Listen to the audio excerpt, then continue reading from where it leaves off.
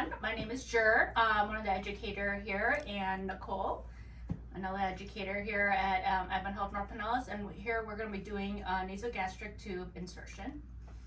A few indications that you would have a patient that would needing a nasogastric tube would be for stomach decompression, or if your patient needed nutrition or medications. It could be probably due to bowel obstruction, having an ileus, or sometimes even you may see NG tube inserted for stomach lavages, which we don't typically see often anymore. A few contraindications to consider prior to putting an NG tube in would be if they have a history of esophageal varices or esophageal strictures, for instance. If they have a history of basilar skull fractures, facial fractures, facial trauma, any recent traumas to the face. If they have a history of esophageal or gastric surgery. We would never put insert an NG tube into a patient that has had a history of gastric surgery. Those are things that we would definitely need to make sure that we have those conversation with the patient and using verbiages that we would want to make sure that they feel comfortable enough to answer. Another contraindication would be if they had any recent surgeries on their nose or on their face. Those are things that would be need to be considered for your patients. A few assessments that you should be doing for your patients right away is making sure what is their orientation status, because for an NG tube insertion, we want them to be able to follow commands and cues. This is one thing that we want them and will need them to follow cues to successfully insert the NG tube. Also, we want to make sure that we get consent from the patient. We want to make sure that they are understanding the reasons why we're doing this and the outcomes for the NG tube insertion. We also want to make sure that we look at their past medical histories and past surgical histories.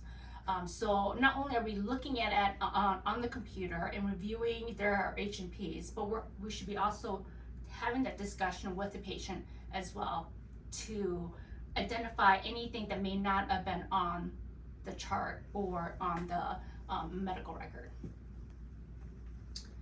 So besides those things, we also want to make sure that we do a set of vital signs, check the respirations, their oxygenation, and do an assessment of their nares and the oral cavity. We want to make sure that we see a baseline of what their the assessment is, how their oral cavity looks like, how the nares look like prior to the insertion, and then of course after the insertion, and identify if there was any issues.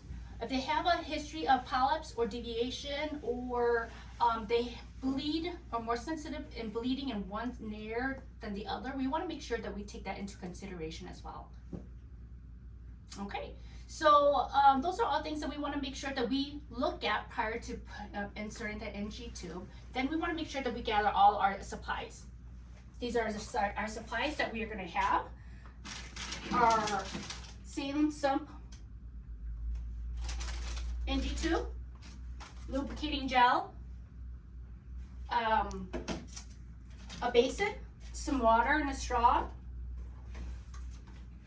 the nasal tube fastener strip, a marker to mark the tubing for measurement,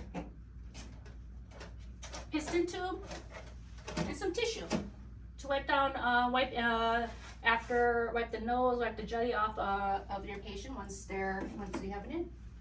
All right, so Nicole's gonna help me. She's gonna be my helper. I'm gonna wash my hand and grab some gloves. Nicole's gonna have some gloves on.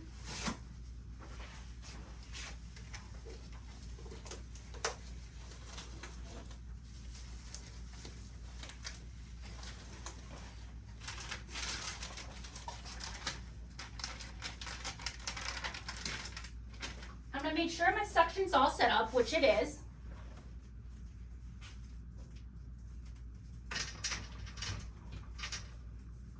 Have my suction ready to go here. I'm going to have my patient sitting upright at a 90-degree angle. I'm going to ask my patient to tilt their chin down to their chest. You may even have to help them a little bit.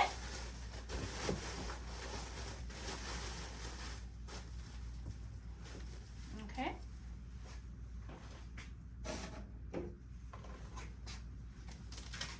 I'm going to take my tubing. The tip of my NG tube is going to be at the point at the tip of the nose to the airlobe. It's going to extend all the way down to the xiphoid process. And that's how you're going to measure your NG tube. So right now I'm about 55 as the measurement. And I'm going to mark it with my marking pen, because this is what is going to be very important as the patient has this every day, and we want to make sure that it is at the mark. So I'm going to mark it at the 55.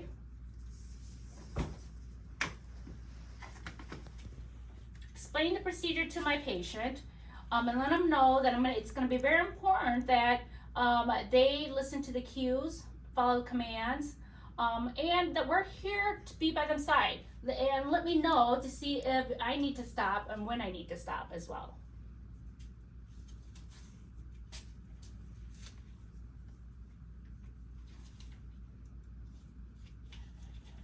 I'm going to lubricate my tubing.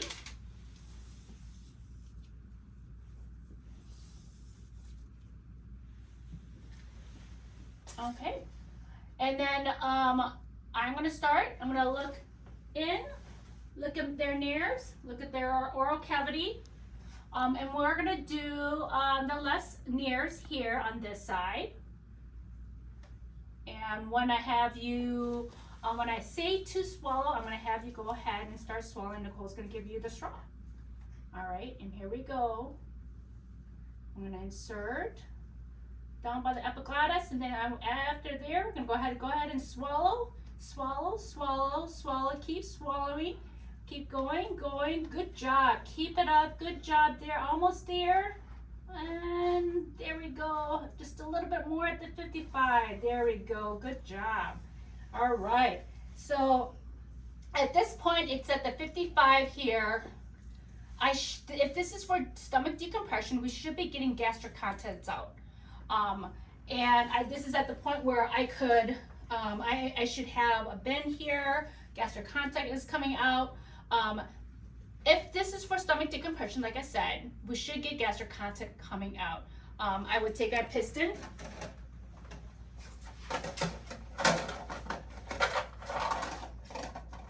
And what I would do is I would aspirate and see if I get any content out. And look, I'm getting contents out. If I, by doing so, I can also do 20 to 30 mLs of fluid and inject it, and I should get about 70% of that fluid back out if this is in the right spot. Now, if this was for medication or nutrition, the gold standard is x-ray. We would definitely make sure that if we're putting anything inside the patient, that we take an x-ray to confirm placement that it is in the right spot. If this is for stomach decompression, like I said, we will hook this patient up to suction. The patient got gastric content. We are in the right spot. That is a clinical indication and confirmation that this patient did get. And we'll hook them up and we would be ready to go. Then we would also make sure that we stabilize the tubing. So that there.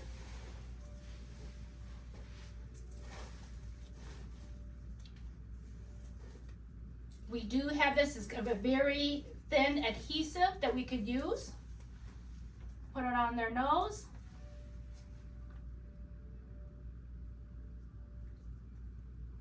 Wrap it right around and ensure that it doesn't rip off. And you can also pin it, put a piece of little tape here and pin it to their gown. Okay. All right. Thank you very much.